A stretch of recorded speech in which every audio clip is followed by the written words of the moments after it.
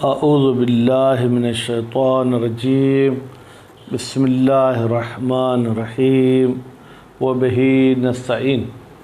الحمدللہ، ہماری گفتگو کتاب الحجر میں، اور مصنف صاحب نے یہاں پر 6 موارد ذکر کیے ہیں، 6 افراد ذکر کیے ہیں جو اپنے مال میں تصرف نہیں کر سکتے، جبکہ تعداد 6 سے زیادہ ہے، جو کہ شہید ثانی نے پہلے درس میں بتائی۔ تو آج ہماری گفتگو ہے جناب عبد میں، کیا عبد تصرف کا حق رکھتا ہے یا نہیں؟ تو فرماتے ہیں کہ عبد مطلقاً ممنوع من التصرف ہے۔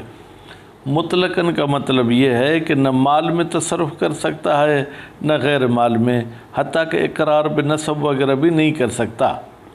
اچھا، تو پھر کوئی شخص کہے کہ عبد مال میں تو اس وقت تصرف کرے گا جب وہ مال کا مالک بنے۔ کہتے نہیں، چاہے ہم محال سمجھیں کہ وہ مال کا مالک نہیں بن سکتا، یا مالک بننے کی ہم فتویٰ بھی دیں تو بھی وہ تصرف نہیں کر سکتا۔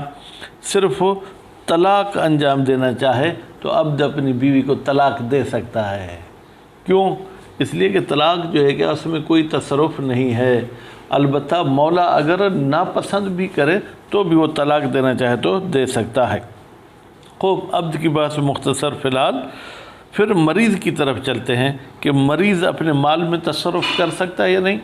کہتے ہیں اس کا جواب ہوگا ہاں اور نہیں، یعنی ثلث کے اندر ثلث مال میں تصرف کر سکتا ہے، 100 میں سے 33% میں، باقی میں تصرف نہیں کر سکتا۔ البتہ یہ اس صورت میں ہے جب تصرف جو ہے کیا ہے جناب، اس کا مفت والا ہو، یعنی تصرف کرے اور اس کے عوض میں کچھ نہ لے تو۔ لیکن اگر وہ کوئی معاوضہ کرتا ہے، کوئی معاملہ کرتا ہے، اور معاملہ بھی بالمثل کرتا ہے، مثلا 50,000 والی بکری 50,000 کی بیچتا ہے تو نفذ ہے، وہ نافذ ہوگی۔ پھر فرماتے ہیں کہ عبد کے بھی جو تصرف، یہ مریض کے تصرف 2 قسم کے ہوتے ہیں۔ ایک تصرف معلق ہوتا ہے، وہ تو جناب ثلث میں ہی ہوگا۔ ایک منجز ہوتا ہے، یعنی وہ اپنے موت پر جو ہے کہ معلق نہیں کرتا، بلکہ ابھی کہتے ہیں میں نے یہ تمہیں تحفے میں دے دیا، صدقے میں دے دیا، تو اس قسم کی بات کرنا چاہے تو کر سکتا ہے۔ اس کے بعد پھر ایک قیل کہتا ہے کہ مریض کا تصرف ثلث مال سے نہیں بلکہ اصل مال میں جو ہے کیا ہے وہ کر سکتا ہے۔ اس لیے کہ ہمارے پاس ایک قانون ہے کہ الناس مسلطون علی اموالہم، بھائی لوگوں کو اپنے مال پر تسلط ہے، جیسے چاہیں اس میں تصرف کریں۔ یا ہم یہاں پر جو ہے کیا ہے استصحاب بھی لے سکتے ہیں کہ بھائی بیماری سے پہلے تو یہ تصرف کر سکتا تھا تو ابھی بھی تصرف کر سکتا ہے۔ خوب، یہ بات یہاں تک ختم ہو گئی۔ اس کے بعد پھر جو ہے کیا ہے جناب صفیح کی بات آ جاتی ہے۔ حالانکہ صفیح کی بات کر چکے تو وہیں پر یہ ان کو کرنی چاہیے تھی۔ فرماتے ہیں صفیح پر پابندی لگے گی جب اس کا سفہ اور بے وقوفی ظاہر ہو، اگرچہ حاکم اس پر جو ہے کیا ہے منع نہ بھی کرے، حاکم اس کو منع نہ بھی کرے، لیکن اگر میں سمجھتا ہوں، آپ سمجھتے ہیں کہ یہ صفیح ہے، تو ہم اس کے ساتھ کسی قسم کا کوئی معاملہ وغیرہ نہیں کر سکتے ہیں۔ اور اگر ہم نے ان کے ساتھ کوئی معاملہ کیا اور ہمیں علم بھی تھا کہ وہ صفیح ہے، تو وہ معاملہ تو باطل ہے۔ اگر ہمارے مال کی عین مال موجود ہے تو ہم اسے لے سکتے ہیں، اگر عین مال اس نے ختم کر دیے تو ہم نہیں لے سکتے۔ کیوں؟ اس لیے کہ ہم نے خود تلف کیا ہے مال۔ جب ہم سمجھ رہے تھے کہ یہ صفیح ہے تو اس کے ساتھ ہمیں معاملہ نہیں کرنا چاہیے۔ اور اگر اس کے ساتھ معاملے کرنے والا جاہل تھا اس کی حالت سے، تو کہتے ہیں کہ وہ اس صفیح سے مال واپس لے گا، چاہے مال موجود ہو چاہے مال موجود نہ ہو۔ مال موجود نہیں ہوگا تو اس کا ولی اس صفیح کے مال میں سے اس کو مال دے گا۔ میرے خیال میں ابھی ہم چلتے ہیں عبارت کی طرف۔ والعبد ممنوع من التصرف، فرماتے ہیں کہ عبد کو منع کیا گیا ہے تصرف سے مطلقہ کا مطلب کیا ہے؟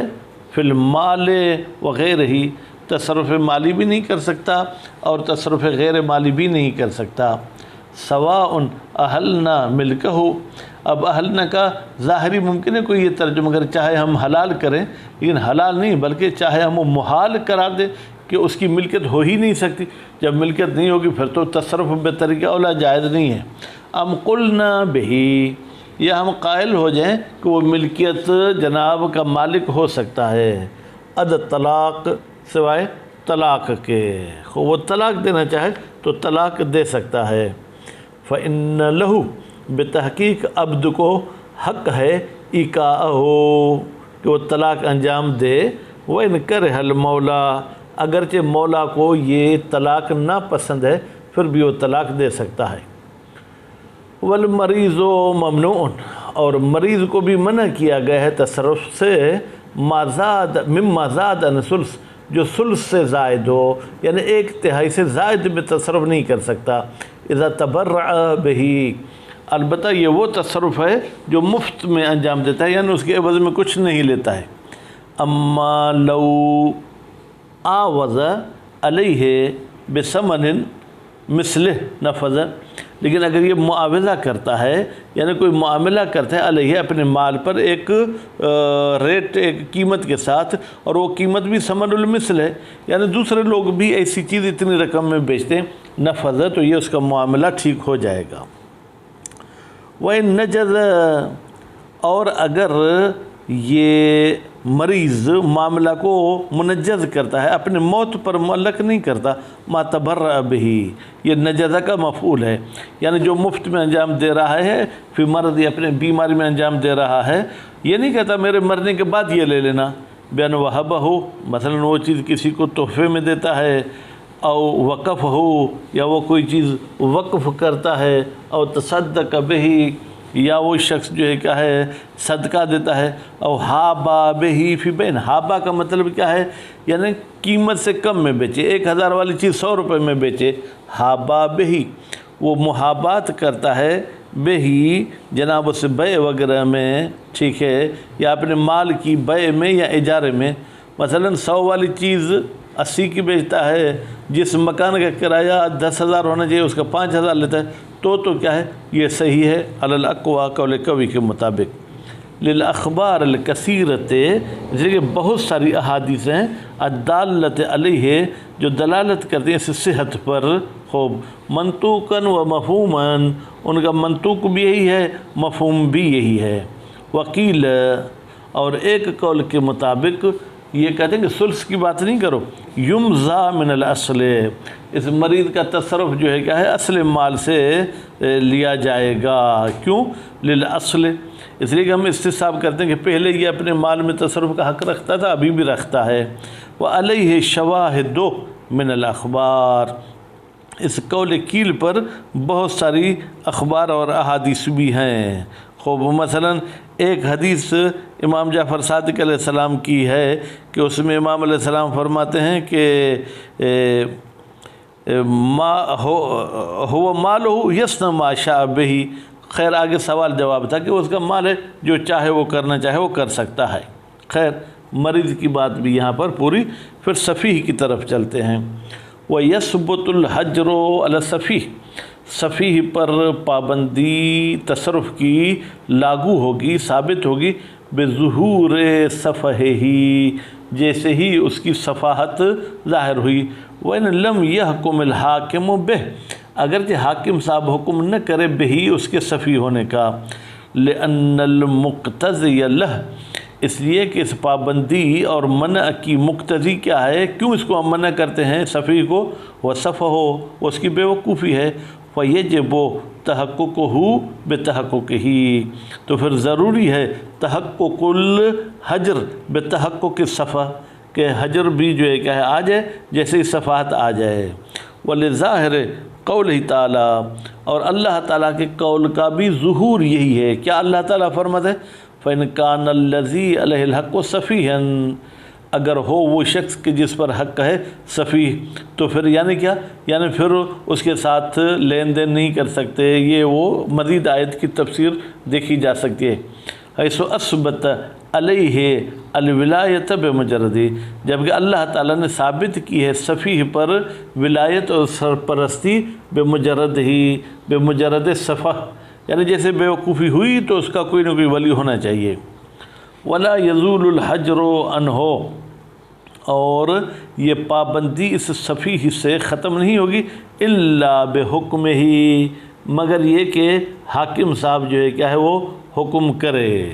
خو لأن زوال صفح، اس لیے کہ صفحت کا ختم ہونا یفتقر محتاج ہے الی الاجتہاد، کہ محنت کریں، اس کے حالات کے بارے میں جانیں، وقیام الامارات، اور کچھ امارات اور کچھ ایسی نشانیاں قائم ہوں تو پھر کہیں گے کہ بھائی تمہاری صفحات ختم ہو گئی.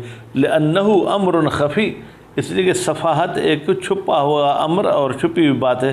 فینا تو پس اس حجر کا ختم ہونا منوط ہے بنظر الحاکم، حاکم صاحب کے رائے کے مطابق. وکیل، اور یہ کیل کہتا ہے یہ توقفان، یعنی حجر اور رفع حجر دونوں متوقف ہیں علی حکم ہی، حاکم کے حکم پر. لذالک، اسی بات کی وجہ سے کہ یہ امر خفی ہے، ہمیں کیسے پتہ چلے گا کہ وہ صفی ہے. وکیل لا فیہما، اور ایک قول کہتا ہے کہ بھائی نہ حجر میں نہ صفحات میں حاکم کی کوئی ضرورت نہیں ہے. وہو الاقوی، یہی قول کیل جو ہے کیا ہے جناب اقوی قول ہے. لأن المقتضی للحجر، اس لیے کہ جو چیز تقاضا کرتی حجر کی ہو صفحہ ہو وہ صفحات ہے. فیجب ان یثبت، پھر تو ضروری ہے ان یثبت کا فاعل کیا حجر، کہ یہ حجر ثابت ہو خوب جناب بثبوت ہی، جیسے ہی اس کی صفحات ثابت ہو جائے. ویزول، اور یہ جو ہے حجر ختم ہو جائے بزوال ہی، جیسے ہی اس کی جو ہے کیا ہے صفحات ختم ہو جائے. ولظاہر قول تعالیٰ، اور اللہ تعالیٰ کے قول کا بھی ظہور اس میں. فإن آنستم منہم رشدا، اگر تم ان سفیہ لوگوں میں رشد پاؤ، فادفعوا الیہم اموالہم، تو ان کے اموال ان کو دے دو. خوب، تو یہاں پر بھی جو ہے کیا ہے اللہ تعالیٰ نے اس کو معلق نہیں کیا حاکم پر، بلکہ اللہ تعالیٰ نے کہا اگر تم لوگ ان میں یہ دیکھو تو پھر ان کو مال دے دو. حیثو علق الامر، علق اگر پڑھیں گے تو اس کا فائل ہوگا اللہ. اللہ نے یہ امر فادفعوا والے کو معلق کیا ہے بالدفع علی اناس رشد، کہ تم ان کو مال دے دو جب تم رشد محسوس کرو. فلا یتوقف ہو، پس یہ مال کا دینا متوقف نہیں ہے علی امر آخر، کسی اور بات پر، بدل حاکم کے حکم وغیرہ پر. ولو عاملہ، اگر معاملہ کرے صفیح کے ساتھ، العالم بحالہ، وہ شخص جو اس کی حالت سے علم رکھتا ہے، استعاد مالہ، تو وہ اپنا مال واپس لے گا اس صفیح سے مع وجود ہی، جب وہ مال موجود ہو. لبطلان المعاملہ، اس لیے کہ صفیح کے ساتھ معاملہ کرنا جو ہے کیا ہے باطل ہے. فإن طلف، اور اگر وہ مال طلف ہو جائے، فلا ضمان، تو پھر کوئی ضمانت نہیں ہے صفیح پر. لأن المعاملہ، اس لیے کہ معاملے کرنے والا شخص نے قد ضائع کر دیا ہے مالہ، اپنا مال، بیدہ، صفیح کے ہاتھ. حیثو، بھائی کیسے ضائع کیا؟ سلمہ، جب اس معاملے والے شخص نے اپنا مال حوالے کیا ہے الی من، ایک ایسے شخص کے نہ اللہ تعالیٰ، اللہ تعالیٰ نے ہمیں نہیں کی ہے ان ایتائہ، کہ تم اس کو مال نہیں دے سکتے ہو. ایتائہ کی ضمیر من کی طرف جائے گی. ولو کان جاہلا، لیکن اگر یہ معامل جاہل ہو، کان کی ضمیر معامل کی طرف جائے گی، اس کو پتہ نہیں تھا کہ یہ صفی ہے. خوب، فلہ رجوع، تو پھر یہ معامل اپنے مال میں رجوع کر سکتا ہے مطلقاً، چاہے مال کی عین موجود ہو چاہے موجود نہ ہو. لعدم تقصیر ہی، اس لیے کہ معامل نے یہاں پر کوئی کوتاہی نہیں کی. بھائی ہم جس کے ساتھ معاملہ کرتے ہیں اس سے میڈیکل جناب کوئی سرٹیفکیٹ تھوڑی پوچھتے ہیں کہ تم پاگل ہو یا ٹھیک ہو، تم صفی ہو یا ٹھیک نہیں ہو. وکیل اللہ ضمانہ، اور یہ کیل والا کہتا ہے کہ کوئی ضمانت نہیں ہے صفیح پر ما تلف، جب مال تلف ہو جائے. مطلقہ، مطلقہ کا مطلب کیا ہے جناب؟ مطلقہ چاہے معامل کو علم ہو اس کے صفی ہونے کا، چاہے علم نہ ہو. لتقصیر من عامل ہو، اس لیے کہ اس نے کوتاہی کی ہے من، اس شخص نے، عامل ہو جس نے صفی کے ساتھ معاملہ کے قبل اختبار ہی. بھائی تھوڑا بہت باتوں باتوں میں انسان سمجھ جاتا ہے کہ یہ عقل مند ہے یا پاگل ہے. وفصل ثالثون، اور تیسرے لوگ آئے ہیں یا علماء کا گروپ ہے وہ تفصیل کے قائل ہوئے ہیں. فحکم بذالک، انہوں نے حکم لگایا ہے جناب عدم زمان کا، کہ یہ صفی ضامن نہیں ہے. کب؟ قبض صفیح المال، جب صفیح نے معامل والا مال قبض کیا تھا، بِإِذْنِ مالک ہی، اس کے مالک کے اذن کے ساتھ، خوب تو ضامن ہی ہے۔ وَلَوْ كَانَ، کان میں ایک ضمیر جو قبض کی طرف جائے گی، اگر صفیح نے وہ مال قبض کیا تھا بغیر اذن ہی، مالک کی اذن کے بغیر، تو ضمن ہو، یہ صفیح اس مال کا ضامن ہے مطلقہ، چاہے مال موجود ہو چاہے مال موجود نہ ہو، یا مطلقہ چاہے معامل علم رکھتا ہو کہ یہ صفیح چاہے علم نہ رکھتا ہو۔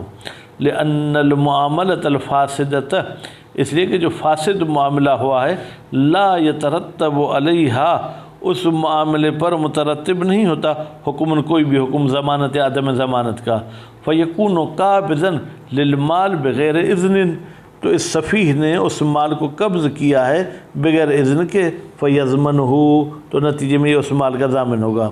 کما لو اطلف، جیسے کہ یہ صفیح کسی کا مال طلب کر دے، او غصبہ، یا وہ غصب کر دے بغیر اذن مالک ہی۔